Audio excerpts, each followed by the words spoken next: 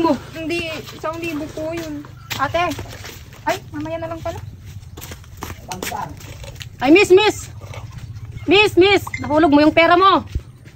Hala, bakit asan mo yung pera ko? Nahulog ata.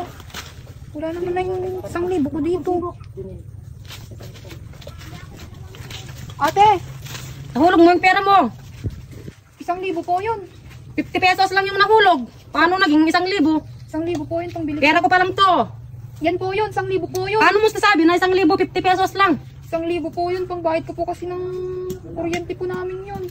Yan lang yung pera mo nakita ko, yan lang yung nahulog mo. 1,000 Kitang-kita po ng yun. dalawang mata ko yung nahulog mo na pera mo. Hindi po, 1,000 po. Pera ko pa lang ito. Oy, kunin mo. 1,000 po yun. Pera ko pa lang to. 50 pesos yung nahulog mo. Kitang-kita ng dalawang mata ko. Hindi ako bulag. 1,000 po yun. Kitang-kita ng dalawang mata ko. 50 pesos lang. 1,000 nga po yun. 50 pesos lang yung nahulog mo. Hindi, 1,000 po yun.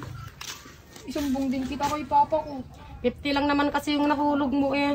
Oh, ito na lang, Gorod, yung 1,000 oh.